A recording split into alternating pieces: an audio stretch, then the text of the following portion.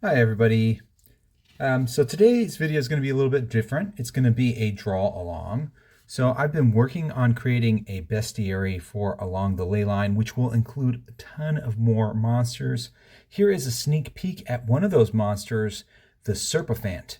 So the Serpifant, we'll zoom in here, is an elephant with a snake for a trunk. And so the snake trunk can attack, and then we have our little elephant. And so today I'm going to be working on a drawing like this, but it's going to be for the animated snowman. And so for all of these pictures of the beasts in my bestiary, they're going to include some lore. The lore is going to tell you like in-game, in-world descriptions of these monsters that you can use. There's anatomy and physiology, so you kind of know how to run them for your game, what makes sense for them. Then there's behavior and psychology to role play them, and then how to run whatever monster it is, how to run Serpifants. This describes maybe their tactics and things that you might use for combat. And then, of course, we have our stat sheet, which has our names, our MP, our HP. All of the actions are right here in one little easy block. So whenever it's their turn, you can just look in that block. Then if they have something else come up, like if they need to use some kind of different kind of combat, or maybe they get a magic item that you want to give them, they'll roll Arcana. They do any kind of social checks or environmental checks, and then defense is for if they need to block or dodge or ward. And then next to that is the reactions, and these are reactions that are specific to these monsters. Of course, they can always do their block, dodge, or whatever, but then they have some other ones. Like this one has Quaking Stomp, where it can basically just stomp on the ground and hit everybody around them, or they have like Mental Blast, where they can target a specific character and hit them with that. And then at the end, after monsters defeated, there is, sorry, I'll try to get this for you. There is a loot section where you roll on a table, and there's loot that you can get that's specific to this Serpifant. Like you get a Serpifant Fang or a Serpifant Venom, and then it works like strong poison. And each of them, they have something I've been doing that's special, is you can get their heart sometimes. And for this one, if you eat the Serpifant heart, it gives you resistance to psychic damage for D8 days. All right, so that's kind of a sneak preview of that. Here's another one, a saber-tooth Liger, and it's also going to have a saber-tooth Liger cub, but I did not draw that cub. So I'm going to draw that saber-tooth Liger cub and the animated snowman here today, hopefully on this little video. And so what I do every single time I do one of these drawings, I just kind of divide the paper in half, roughly like that. And that gives me a good idea about how big I want these pictures, because they need to fit in this little corner. And that's going to be about the size that they end up as. So one thing that I know about drawing is if you draw it big and then shrink it down, you get a lot more details than you could otherwise. So then what I do is I write the name up here, and we'll do Liger Cub on this side, and we'll do a snowman on this one.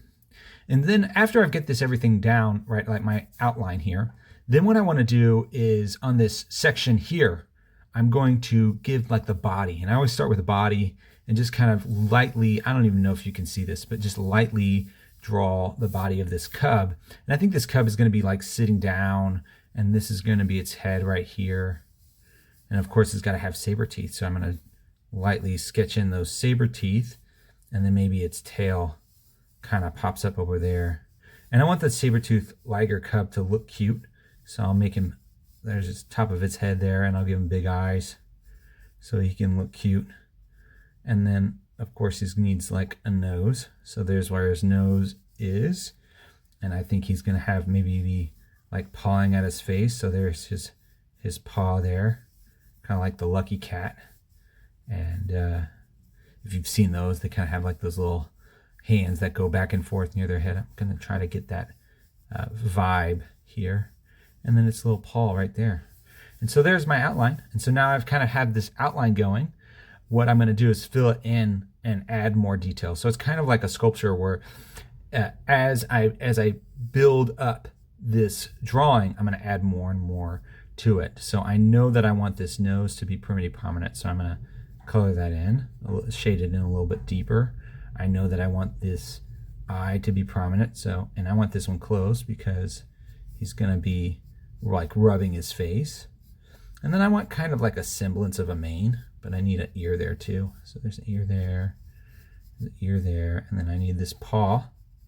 And I know that paws, I have 5 fingers on the adult paw, so I know I want to make 5. 1, 2, 3, 4, and then there's going to be 5, I guess, against his face. You can't see it, so it's out of view, so I'm not going to really draw that. So I add it there, add little bitty claws, and then the paw. And then, so to do the fur, what I do is I go back and forth, kind of like drawing zigzags. So I just do like a zigzag, and there's that fur. There it is. That's all it is. You just kind of go zigzag, and there you have your fur. Then for the teeth, I'm doing these big arcs. And one thing that you can do with teeth in particular is you don't connect the bottom. Like leave that open. And if you leave that section open, what you'll get is it looks like it's nice and sharp. So it's kind of a trick of the eye where you leave that blank and then it will look more sharp and pointy. And then here's the other fang. And so I decided to do for the bestiary a pencil for my drawings. My other works have all been more, I drew pencil and then I went back over it in pen. And so I want him to be cute, so he's going to have kind of like a smile. And there's his eye. And the nice thing about pencil is as you go over it, you don't have to be like super precise. Unlike with pen, you've got to be really precise. In pencil, you can kind of erase. But I feel more confident from doing all that pen work to be able to come in here and just do a quick sketch and feel pretty confident about the final product. So again, I want 5 paws. So that's about 5 right there. And little claws coming out. And I'm just facing these different directions. So if you notice, I started off a big swoop here, big swoop, and less of a swoop, and then now I've turned it over. And that's going to give you this feeling that the claw is turning and give it more of a 3-dimensional feel. And then again, I'm just going to do that back and forth motion for the fur. And there we go, we have fur. Zigzaggy, it's fur. And I want him to feel poofy because if you look at like baby tigers, they are very poofy. Right, they have a lot of fur that poofs out and makes them look bigger. And I think I just did 4 claws on the hind feet, and so I'll just kind of do 4 claws here. All right, and then the tail. I have this tail popped up, and it's going to be like a Bengal tiger's tail. So if you look at those, they kind of have like this bob end to them. Bengal tigers are really amazing creatures. And very terrifying. I would never ever want to meet one in the wild. Which I'm glad that all these creatures that I'm making here, they don't actually exist. There's no actual saber-toothed liger. So there's that big eye. I'm going to draw the little pupil. And then what I like to do is go sketch in to it to draw like lines in toward the eye. And then do an edge of that eye. And there you go. Now we've got a nice looking saber-toothed liger cub. And now that I have all this outlined, right, I've got his edge all done. What I'm going to go back and do is clean up with my eraser on the edge. Anywhere where I feel like there really shouldn't be a lot of it. And I'm not super concerned, but all this right down here, I decided not to have that be any body, right? No part of the cub is there. So I'm going to erase that. And then it makes sense. It seems kind of open. It feels like there should be a foot here. So I'm going to add the foot there. So because there would be this is where its pelvis would be. And then from that pelvis would come down and there'd be a foot right here. And it's kind of in the background. So I think I'm just going to leave it there and not actually fill it in. Maybe give it a couple of claws, sections of claws coming out. And then what I'm going to do is going back in the shade. So notice I didn't erase a whole lot. And that's because part of the style that I want for this book is to be where you have kind of a bit of a sketch pattern. Like you could hand this to somebody and imagine that somebody in the world was drawing this and sketching it. And instead of like being like actual photorealistic creatures. Okay, so now that I've got this, I'm going to change my grip on my pencil, and I'm going to hold it more like this. So I've been drawing it like this, where you sort of the writing position. This is how you should write when you're using a pen or a pencil. But now I'm going to change it to like this because I want to get the flat end of this pencil and be able to shade it in. And so I'm going to just kind of shade it in like that. And this is all in the shadow, his hind leg there. And so that all gets shaded in. And now it looks like it's behind him, right? Because I've shaded that in. So now what I'm going to do, all of these parts of his paws, those need to be rounded out. So to make them look more round, I just add shade. So if you can imagine, this is a cylinder in the middle. And then this side is going to be shade because I have light coming from up here. This is my direction of light. Light's coming down. That gives this part shaded. And that means this bottom is going to be shaded. So for these sections, I want it to look more and feel more like fur. So just like I did zigzagging motions to do the outline of the fur, I'm going to do a zigzagging motion with my shading, and that will provide it with that fur look. It makes it look a lot more like fur when I do that. And you can see already it's beginning to look pretty good. And we'll go and clean it up in a minute, right? But there we go. It's starting to look like fur. Same thing down here. Starting to look filled in. And we don't have to be super specific or super detailed on these because they're going to be shrunk down. Again, they're going to look really small.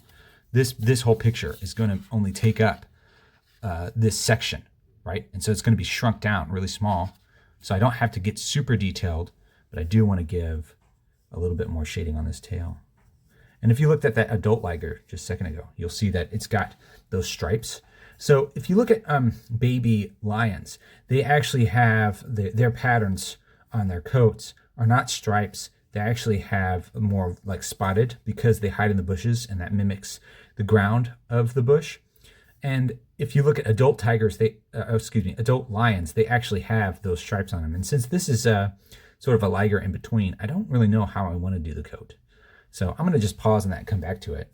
And we'll just add some more shading here on the face to make it look more rounded. And now we're getting to the ears. And so the ears are going to be shaded in the middle. And we want to shade this. I'm actually going to move back to my different grip. And now we're going to shade it in. And this to leave it shiny, we just leave some parts white. We leave some blank space, and that makes the nostrils feel wet and shiny. And so ligers, all lions and all tigers, they have whiskers, right? All cats do. All dogs do too. So we'll add little dots, which will indicate that they have whiskers. You could, if you wanted to, add more whiskers if you're going to draw this too. It's not really an instructional video. It's just me. It's not, okay, I don't know. I got lost track there. It is an instructional video. I'm showing you how I draw this, but it's not my expectation that you are drawing along with me. If you want to do that, feel free to do so and draw this saber-toothed lion cub with me if you want. And so there you go. It looks pretty good. I'm pretty happy with that for what it's going to need to be for my pattern. Now there's paw prints down here, so I'm going to make little dark sections of padded paws. And it looks pretty cute. I feel pretty happy about that. And so this is going to be the liger cub that I will add to the bestiary. I'm going to scan it in and then shrink it down. But let's use this other section now, and I'm going to adjust the camera or adjust the paper. And now I'm going to draw a snowman. So snowmen are really, really easy. If you've never drawn anything before, a snowman is a great thing to go with because all you need it to do is kind of look like circles. And snowmen in particular, they're not perfect circles. They're not perfect balls. So it makes really easy, not perfect spheres or globes. They're globes, right?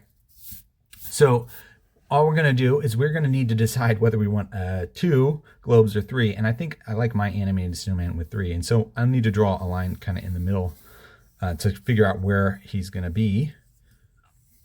And so there's 1, 2, 3. And so there we go. And that's our snowman, basically. And then snowmen, of course, they've got coal for eyes. So little globs of coal. I want my snowman to have a carrot nose. Maybe a little crooked of a carrot nose.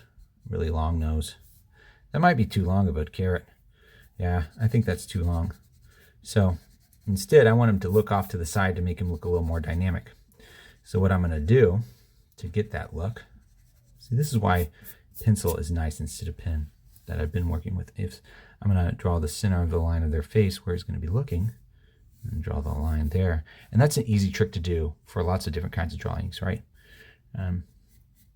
There we go. And that looks more reasonable. So he's going to have eye there, eye there. And I did that a little dark to show you what I was doing, but I don't really need those lines there, and I don't really want them. Same thing for this center line, so I'm going to get rid of that. So a lot of erasing on this one. My apologies. So this is an animated snowman, so he is going to be like a magical snowman that can move around, like Frosty. And so, and what I've done here to give this more like interest is I've made jagged lines up and down. And if you look at the side of a carrot, you'll see that they kind of have this like jagged line, unless you're buying baby carrots, which have already been shaved down for you. So there we go. And then we want the eyes to be filled in because they're coal. Should we give him a corncob pipe? I think so. I think he needs a corncob pipe. We'll give him a little coal mouth here and a corncob pipe. And so all I'm doing is drawing a cylinder here that goes up. And there you go. Here's his pipe. And then to draw the snow, again, just kind of like jagged lines. And here I'm just doing dots on the edge because I want this part of the sphere to look like there's light hitting it. So a trick that I basically always do is always have my light up in the upper right-hand corner shining down. And that makes it easy for when I think about where the shade should be. Now, you can do it a different way if you like, but that's just sort of my style. So there's his head. We've got our little snowman head. And I've not really thought about how to make this look more like snow and less like anything else. I guess it needs to be shiny. We'll try to do that with shading. All right, now we're going to think about his hands. And so we'll put this arm up like that. So these are just going to be like sticks. And if you look at sticks, the way that they branch out, you'll have one here and then later up there, and it follows the Fibonacci sequence. And so we don't actually want next to each other really, except where we have a break. And so there we go. That's kind of how I draw tree limbs. Here's his other break of an arm, kind of looking like a tree limb. Now we could maybe like have this as chopped off or broken off if we wanted to, but I kind of like the way that looks, just like that. And then we'll maybe have this other one coming down like that. And because we've done this here, there we go.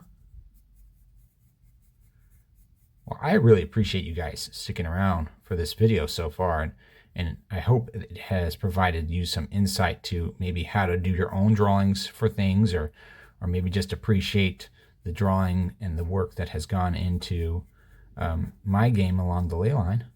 But if you're looking for that, it's going to hit Kickstarter this February. So there will be a link in the descriptions below. You can follow that to find out more. And now that I'm looking at these arms are not exactly equal in length. So I think I need to extend this one a little bit longer to make them look at least roughly the same size. And there you go. It's wonderful working in pencil. It gives you a lot more wiggle room. And that looks better. Maybe he's casting a spell, or maybe he's preparing a snowball to throw, because these animated snowmen can throw snowballs. So another thing, if you haven't already checked out the Snowy Mountain Adventure, it is a winter-themed adventure, which includes a ice alami, and they look like snowmen, but they are not snowmen. They are sentient elementals. So alami are elementals that know that they exist, that they know about themselves, and they have the intelligence of humans, right? They have human level intelligence. So now I'm just going back in and kind of erasing sections, and now we can see it's looking a whole lot more like a snowman. And I really like how, if I have just sort of a light shading, ooh, he looks good with earmuffs. Just looking like that. Yeah, earmuffs on our animated snowman. I like that. He looks cool now. All right, do we need any section in the middle? I think we should add some buttons. I like buttons on the snowman, like large pieces of coal. But maybe, yeah, that's fine. That's good. And we'll shade it in. And I'm going darker, so I'm holding my pencil this way, but in a minute I will add some shade on the bottom. So light's coming from here, so we'll add, holding the pencil this way, so I get the edge, the side edge, we'll add some shade.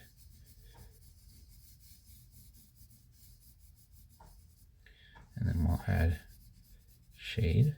And to make it look more rough texture, kind of like that of snow, I'll add these little pockets here.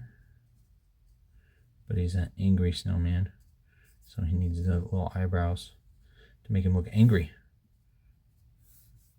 He's angry because he knows that he's going to melt. And that's sort of the impetus for the animated snowmen, why you might fight them in your game. They know that they're going to melt. They know that they're going to run out of time, and they don't like that. Not all snowmen are like this, of course. Some snowmen are just happy that they get the little bit of life that they have, but others are a little upset. And so here is our snowman. And now what we're going to do is to add the texture of the sticks in his hands. And I'm going to get a new pencil. This one's a little bit sharper. And so I'm just going to draw fine lines here. And that will give it the texture of the bark that's on the edge of those sticks. And so now he's going to really look like an animated snowman. And so there you have it. There's our snowman. There is our Liger cub. And what we're going to do is we're going to add just a little bit of shade on the bottom beneath our Liger cub to help him really stand out and look like he's supposed to be there. Well, thanks again for watching. I hope you like and subscribe. This channel also does comedy sketches and does walkthroughs and talks about RPGs. Thank you so much, and may all your games be full of dread and laughter.